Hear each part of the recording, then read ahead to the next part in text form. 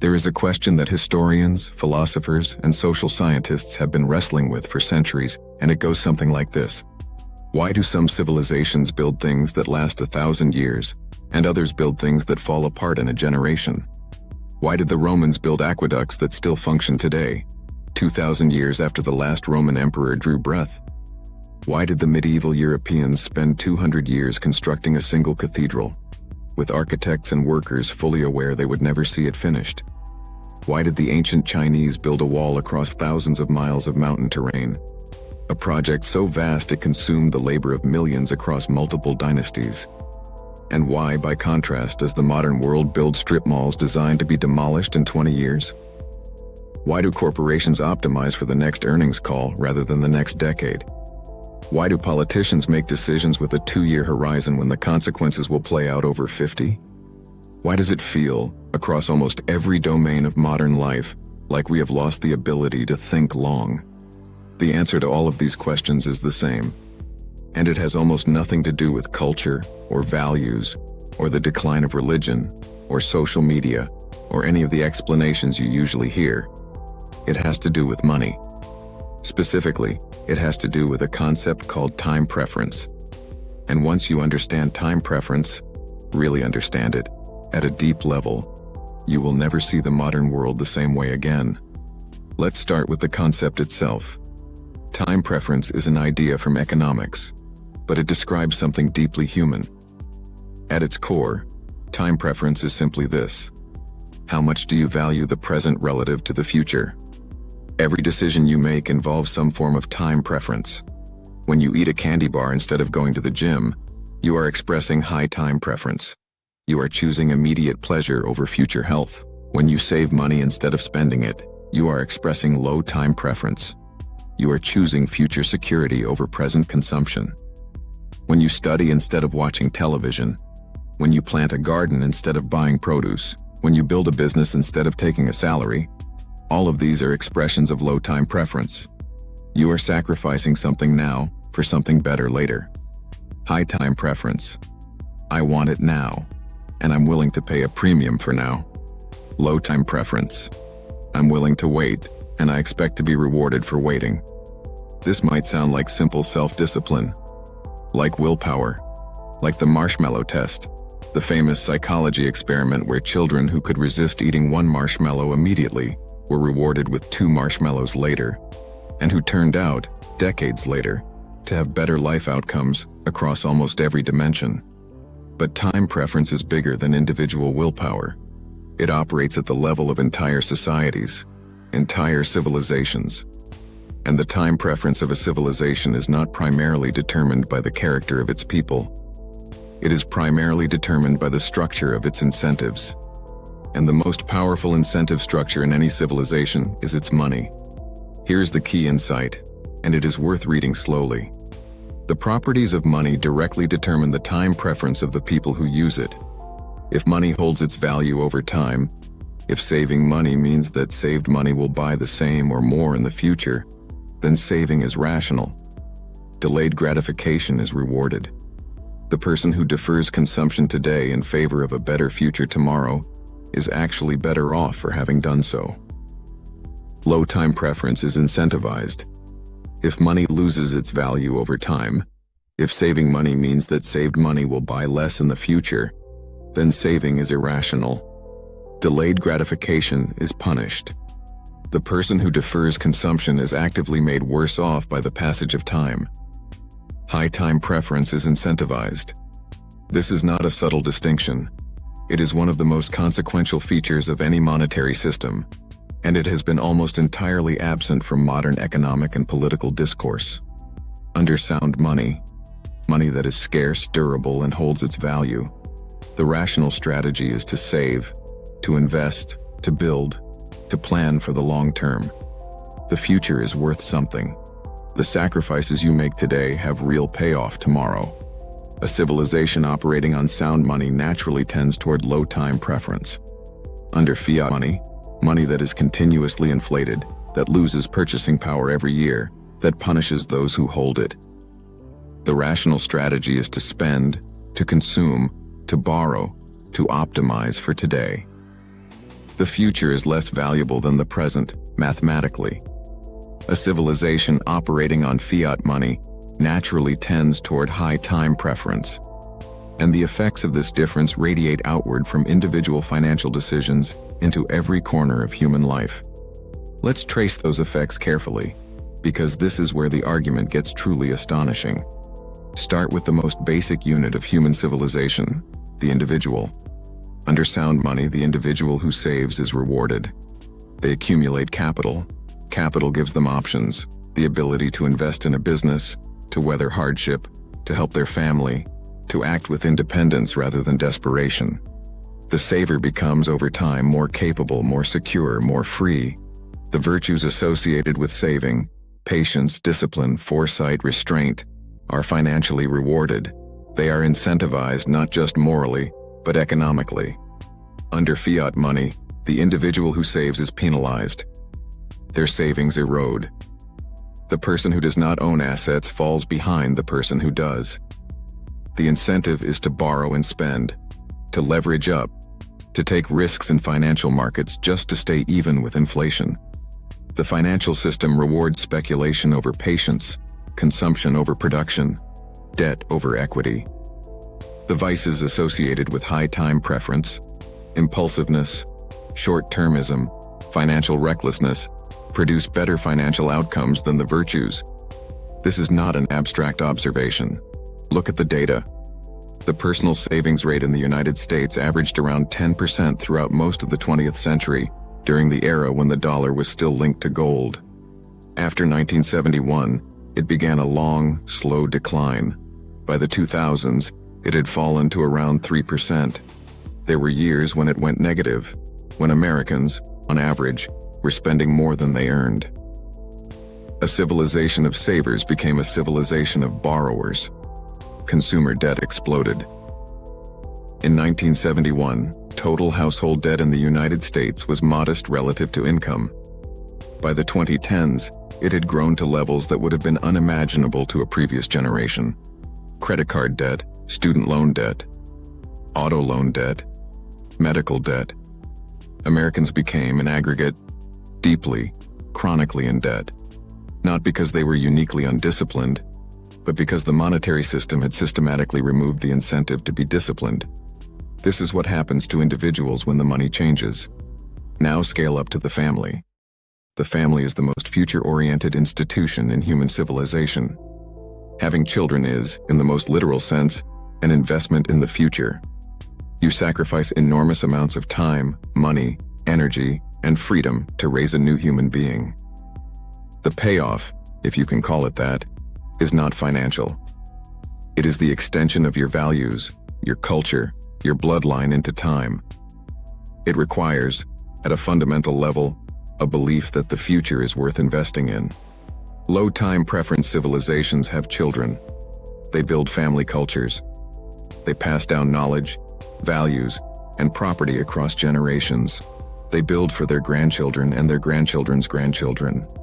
High time preference civilizations have fewer children. They consume rather than create. They live for today rather than for the next generation.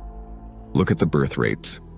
In every developed nation on Earth, birth rates have fallen below replacement level. The populations of Japan, Germany, Italy, South Korea, countries with some of the world's most educated, capable, and prosperous populations, are shrinking. They are, in demographic terms, failing to reproduce. Not because people don't want families or don't love children, but because the economic calculus of family formation has been systematically warped by a monetary system that punishes long-term investment and rewards short-term consumption. Housing is unaffordable, a direct product of monetary inflation. The cost of raising a child has exploded. Education, healthcare, childcare, all inflated by the same forces we discussed in the previous video. Starting a family means taking on enormous financial risk in an environment where the purchasing power of your savings is continuously eroded. The monetary system has made the most fundamental act of low time preference, having and raising children, economically punishing. This is not a coincidence. It is the time preference effect operating at the civilizational level. Now scale up further, to institutions. The great institutions of human civilization, universities, churches, hospitals, governments, the law, were originally built on century-long or multi-generational time horizons. A medieval university was not built to serve the students enrolled that year. It was built to transmit knowledge across generations, to be a living connection between the accumulated wisdom of the past and the developing minds of the future. A Gothic cathedral was not built for the congregation that laid its first stones. It was built for the congregations of centuries hence. These institutions expressed, in their architecture and their design and their endowments, a profound belief in the value of the future. They were built by people with very low time preference, operating within a monetary system that rewarded low time preference. What has happened to those institutions? Universities now operate on semester-by-semester budget cycles. They compete for enrollment with amenities rather than academic rigor. They have accumulated enormous administrative bureaucracies whose primary function is to generate revenue and manage liability. The institution that was meant to transmit wisdom across centuries has been financialized, converted into a revenue-generating machine that optimizes for short-term metrics.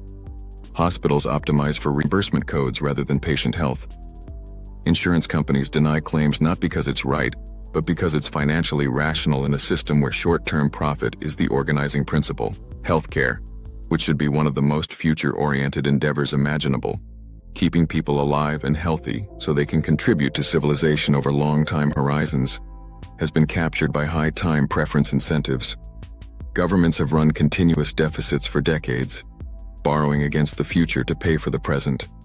The total U.S. national debt has grown from less than $500 billion in 1971 to over $30 trillion today.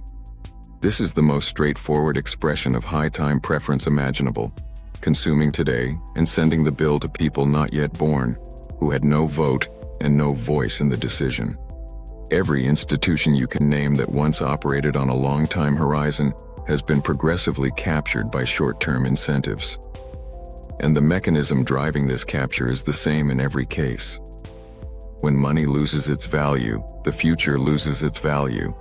When the future loses its value, long-term institutions lose their organizing logic. Now let's talk about what hard money does differently. Go back to the era of the gold standard. Not to romanticize it, because it had real flaws and real limitations, but to understand what a sound monetary system does to the time preference of a civilization. Under the gold standard, money held its value over time. Saving was rational. Capital accumulated. The person who saved for 20 years could afford to invest in a business that would take 10 years to become profitable. The institution that accumulated an endowment could plan for 50 years hence. The family that worked and saved across 2 generations could pass on enough capital to give the next generation a real foundation. The architecture from this era reflects it. Walk through any pre-war American city. The buildings from the late 1800s and early 1900s, built in the era of sound money. Stone facades, ornate details. Construction meant to last centuries. These buildings were not built this way because people were more virtuous.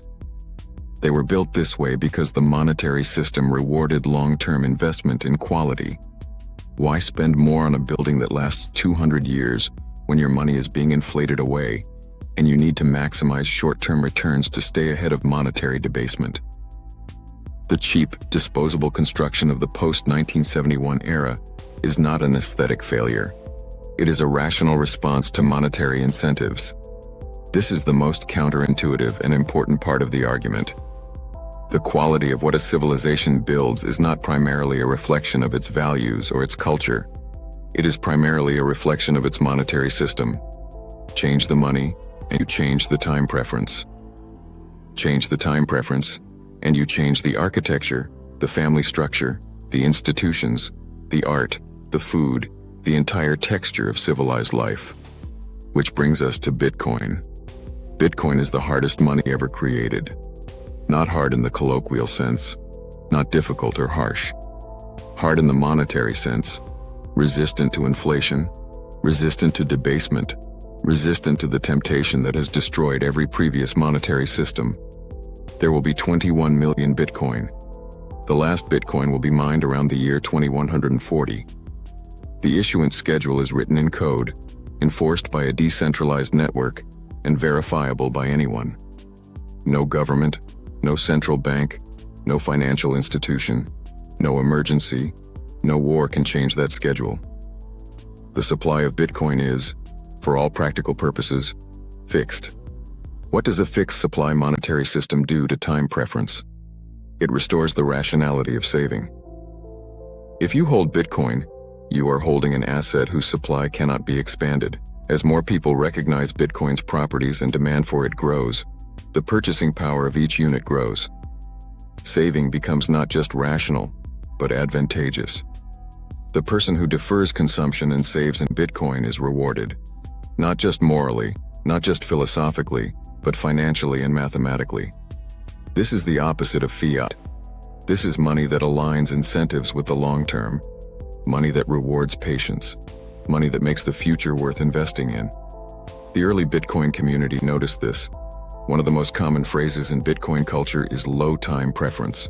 Bitcoiners talk about low time preference constantly, as an aspiration, as a value, as a way of describing both a financial strategy and a way of life. They talk about prioritizing health, because a healthy body is a long-term investment.